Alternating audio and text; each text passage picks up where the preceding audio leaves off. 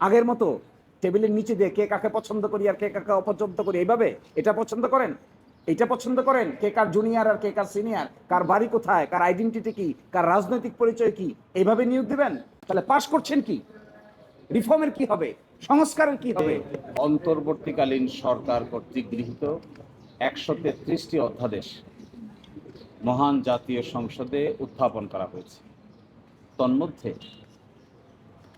১২টি অধ্যাদেশকে ল্যাপস করার প্রস্তাব করা হয়েছে, ৩টি অধ্যাদেশকে বাতিল করার প্রস্তাব করা হয়েছে, ১৩টি অধ্যাদেশকে পর্যালোচনা করে নতুন করে ফর্মুলেট করার প্রস্তাব করা হয়েছে, ৭৪টি অধ্যাদেশকে পাশ করার প্রস্তাব করা হয়েছে, যেভাবে আছে এভাবেই পাশ করার প্রস্তাব করা হয়েছে, এবং ৩১টি অধ্যাদেশকে সংশোধন সাপেক্ষে পরবর্তীতে পার্লামেন্টে উত্থাপন করার জন্য প্রস্তাব করা হয়েছে।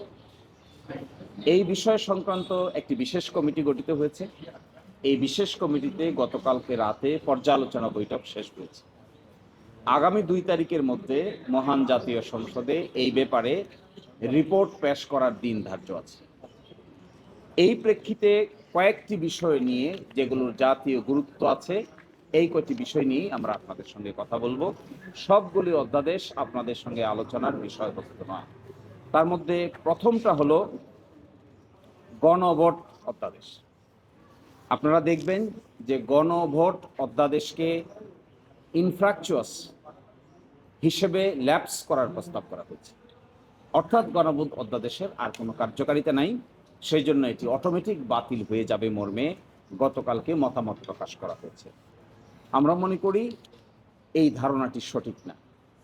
গণভোট অধ্যাদেশের সঙ্গে জুলাই সনদ বাস্তবায়ন আদেশের ধারা ৬ এবং বাংলাদেশের নির্বাচন কমিশন কর্তৃক ঘোষিত নির্বাচনের তফসিল ওতপ্রোতভাবে জড়িত, এবং নির্বাচনের তফসিল তার সাথে জুলাই সনদ বাস্তবায়ন আদেশের ধারা ৬ এবং গণভোট অধ্যাদেশের শিডিউলে উল্লিখিত ৩০টি ঐকমত্যের বিষয়, এইগুলো এতভাবে ইন্টারলিঙ্কড, একটাকে যদি আরেকটা থেকে আলাদা করা হয় তাহলে আরেকটা অটোমেটিক মৃত্যুবরণ করবে। These are like inseparable twin, এগুলো অবিভাজ্য, অবিভক্ত। এই ৩টি আইন, বিশেষ করে ২টি আইন, গণভোট অধ্যাদেশ, তার সঙ্গে আছে জুলাই সনদ বাস্তবায়ন আদেশ, এবং একই সাথে আছে গণভোট অধ্যাদেশের শিডিউল এবং হাইকোর্টে যে রিট পিটিশনটি পেন্ডিং আছে তার রুল, একই সাথে নির্বাচন কমিশন কর্তৃক ঘোষিত নির্বাচনের তফসিল, এগুলো ইনসেপারেবল, এন্ট্যাঙ্গেলড, একটা থেকে আরেকটাকে সরিয়ে মৃত্যুবরণ করানোর কোনো সুযোগ আছে বলে আমরা মনে করি না। যা কিছু হবে এ সব কিছুর একসাথে হবে। যে সিদ্ধান্তই নিতে হবে, এই সিদ্ধান্ত নিতে হবে সবগুলোকে একসাথে করে। ৬ ধারায় বলা আছে যে গণভোট অধ্যাদেশ, গণভোট সংগঠনের লক্ষ্যে, নির্বাচন কমিশন কর্তৃক গণভোট সংগঠনের লক্ষ্যে একটা আইন প্রণয়ন করতে হবে। জুলাই সনদ বাস্তবায়ন আদেশের ধারা ৬, সেখানেই সেই আলোকেই একটি গণভোট অধ্যাদেশ জারি করা হয়েছে। এখন যদি গণভোট অধ্যাদেশকে আপনি সেপারেট করে কিল করে দেন, নাই করে দেন, তাহলে it will effect directly July সনদ বাস্তবায়ন আদেশ ধারা ৬, তার প্রিয়েম্বল এবং গণভোট অধ্যাদেশের শিডিউল। গণভোট অধ্যাদেশের শিডিউলটা যদি আপনারা দেখেন, এখানে জাতীয় ঐকমত্য কমিশনে একমত পোষণ করা ৩০টি বিষয়ে লিস্ট দেওয়া আছে। এই ৩০টি বিষয় আবার গণভোট হয়েছে যে 4টি প্রশ্নে, তার মধ্যে একটি প্রশ্নের অন্তর্ভুক্তি আছে।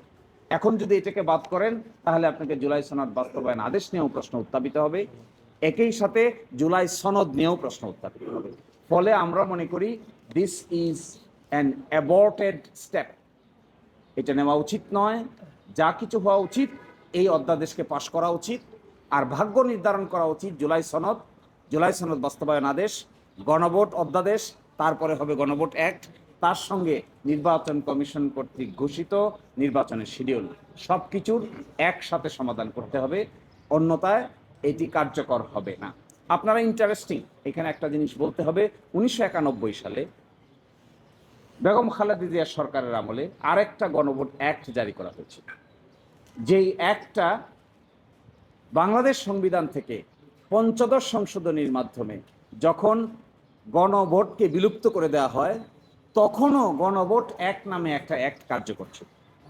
সংবিধানের আলোকে 142 অনুচ্ছেদে যে গণভোটের বিধান আছে, এটাকে কার্যকর করার জন্যই মূলত গণভোট এক নামে একটা অ্যাক্ট পাস করা হয়েছিল। কিন্তু আপনারা দেখবেন পঞ্চদশ সংশোধনী দীর্ঘদিন কার্যকর ছিল, যেখানে গণভোটের কোনো বিধান ছিল না। কিন্তু ঠিকই গণভোট অ্যাক্ট 1991 যা অক্টোবর মাসে জারি করা হয়েছিল, সেটা কার্যকর ছিল। তাহলে এখন কেন তারা এই কথা বলছেন যে যেহেতু তার কার্যকারিতা নাই, সেই জন্য অটোমেটিকটা বাতিল হয়ে যাবে? এই প্রশ্ন যদি আপনারা সমাধান করতে চান, তাহলে জুলাই সনদ বাস্তবায়ন আদেশ, একই সাথে জুলাই সনদ, একই সাথে নির্বাচন কমিশন কর্তৃক ঘোষিত তফসিল এবং ইলেকশনের রেজাল্ট একসাথে ডিসপোজ করতে হবে। Otherwise there will be a legal chaos and legal complexities. Second প্রশ্ন, গুম প্রতিরোধ এবং প্রতিকার অধ্যাদেশ বাতিল করতে চেয়েছেন, একই সাথে মানবাধিকার কমিশন অধ্যাদেশও বাতিল করতে চেয়েছেন। কি কারণ দেখিয়েছেন জানেন? ইন্টারেস্টিং। তারা বলেছেন গুম এবং খুনের সাথে সরকারের সংবেদনশীল আইন শৃঙ্খলা বাহিনী জড়িত আছে মর্মে এই আইনটি পাশ করার দরকার নাই। এবং মানবাধিকার কমিশনকে স্বাধীনতা দেওয়া হয়েছে। সেখানে বলা হয়েছে মানবাধিকার কমিশনের চেয়ারম্যান সহ বাকিরা কিভাবে অ্যাপয়েন্টেড হবেন, সার্চ কমিটি হবে, আপিলের ডিভিশনের একজন বিচারপতির নেতৃত্বে সার্চ কমিটি গঠিত হবে। তাদের চাকরি থেকে যদি সরাতে হয়, তাহলে সুপ্রিম জুডিশিয়াল কাউন্সিল যেভাবে সরায়, একইভাবে মানবাধিকার কমিশনের চেয়ারম্যান সহ কমিশনের মেম্বারদেরকে সরাতে হবে। এবং গুমের ডাইরেক্ট তদন্ত করার ক্ষমতা দেওয়া হয়েছে মানবাধিকার কমিশনকে। এখন তারা বলছেন গুম প্রতিকার প্রতিরোধ আইনও থাকবে না, মানবাধিকার কমিশনের আইনও থাকবে না, তাহলে গুমের তদন্ত করার যে এজেন্সি আছে, যা ল এনফোর্সমেন্ট এজেন্সি, ডিজিএফআই থেকে শুরু করে পুলিশ পর্যন্ত তারা আসামি হয়, এই তদন্ত করবে কে? ওই আইনে আছে সো মোটো তদন্ত করতে পারবেন। কেউ যদি অভিযোগ নাও দেন, গুম কমিশন যদি মানবাধিকার কমিশন যদি মনে করেন শত প্রণোদিত হয়ে তদন্ত করবেন, তাও তারা তদন্ত করতে পারবেন। এখন এসে তারা বলছেন এই আইনগুলো ল্যাপস হয়ে যাবে, নতুন করে পুনর্বিবেচনা করে আইন প্রণয়ন করা যেতে পারে। আমরা মনে করি this is disregard to the whole reform process, this is also disregard to the international community. এই আইন প্রণয়নের সঙ্গে আমরা যারা জড়িত ছিলাম, দেশে বিদেশের মানুষ যারা জড়িত ছিল, this is serious violation of their intent and agreement and argument. Second interesting জিনিস, তারা বলছেন দুর্নীতি দমন কমিশন সংক্রান্ত যে সংশোধনী অধ্যাদেশ আছে, এটাও তারা বাদ চান। আপনারা জানেন দুর্নীতি দমন কমিশনের অধ্যাদেশ, সংশোধনী অধ্যাদেশে কি আছে? সেখানে বলা ছিল দুদকের চেয়ার মহাপরিচালক এবং পরিচালকগণ একটা সার্চ কমিটির মাধ্যমে তাদেরকে নিয়োগ করা হবে। সরকার চাইলেই হায়ার এবং ফায়ার করতে পারবেন না। তারা বলছেন এই সার্চ কমিটির বিধানটাকে তারা বাতিল চান। তাহলে দুদকের মহাপরিচালক কিভাবে অ্যাপয়েন্টেড হবে? দুদকের পরিচালকগণ কিভাবে অ্যাপয়েন্টেড হবেন? সরকার যারে চাইবেন তাকেই বসাবেন, যাকেই বাদ দিতে চাইবেন তাকেই বাদ দেওয়াবেন। মহাপরিচালককে তারা এক ধরনের প্রেশার ক্রিয়েট করেই তাকে পদত্যাগ করিয়েছে। এখন যদি কেউ স্বেচ্ছায় পদত্যাগ না করে নতুন যে একজন অ্যাপয়েন্টমেন্ট দিবেন, সার্চ কমিটির অধ্যাদেশ যদি বাতিল হয়, তাহলে দুদকের মহাপরিচালক কিভাবে অ্যাপয়েন্টেড হবেন? তার তো কোনো প্রসেস নাই। দুদকের চেয়ার এবং আরো ইন্টারেস্টিং দেখেন, সুপ্রিম কোর্টে বিচারক নিয়োগ অধ্যাদেশকে ওনারা বলেছেন অসাংবিধানিক, এই জন্য বাতিল চেয়েছেন। এই মর্মে একটা রিট পিটিশন হয়েছিল হাইকোর্ট ডিভিশনে, আপনারা সাংবাদিকরা অনেকেই সাক্ষী। এই বিচারক নিয়োগ অধ্যাদেশ চ্যালেঞ্জ করে রিট পিটিশন নাম্বার 3936/2025। আজকে যে কারণে তারা অসাংবিধানিক বলছেন, এই কারণেই একটি রিট পিটিশন হয়েছিল, অনারেবল হাইকোর্ট ডিভিশন ওই রিট পিটিশনটা সামারিলি রিজেক্ট করে দিয়েছেন উইথ অবজারভেশন। এখন এসে বলছেন এই অ্যাপয়েন্টমেন্ট সিস্টেমটা অসাংবিধানিক, এই জন্য আইনটাকে আমরা ল্যাপস করে দিতে চাই। তাহলে সুপ্রিম কোর্টের বিচারক নিয়োগ হবে কি করে? আগের মতো কানাকানি করে? আগের মতো টেবিলের নিচে দিয়ে কে কাকে পছন্দ করি আর কে কাকে অপছন্দ করি, এইভাবে? এটা পছন্দ করেন, এটা পছন্দ করেন? কে কার জুনিয়র আর কে কার সিনিয়র, কার বাড়ি কোথায়, কার আইডেন্টিটি কি, কার রাজনৈতিক পরিচয় কি, এইভাবে নিয়োগ দিবেন? এই নিয়োগ প্রক্রিয়া থেকে সরে এসে কমিশন হলো, যাচাই বাছাই প্রক্রিয়া হলো, গণবিজ্ঞপ্তি হলো, ভাইবা হলো প্রধান বিচারপতি সেই কমিশনের প্রধান, এখন এসে বলছেন প্রধান বিচারপতির ক্ষমতাকে খর্ব করা হচ্ছে। কেন? প্রধান বিচারপতি নিজেই তো সেই কমিশনের প্রধান। এখানে আরো 7 জন সদস্য আছেন, তারা যাচাই বাছাই করে এই পরামর্শ রাষ্ট্রপতির কাছে পাঠাবেন, রাষ্ট্রপতি সেখান থেকে নিয়োগ দিবেন। তারা এসে বলছেন এই প্রক্রিয়া অসাংবিধানিক। প্রক্রিয়া যদি অসাংবিধানিক হয়, তাহলে বিচারক নিয়োগ প্রক্রিয়ার ক্ষেত্রে কি ধরনের স্বচ্ছ ব্যবস্থাপনা করতে চান তার সুনির্দিষ্ট প্রস্তাব দিতে হবে।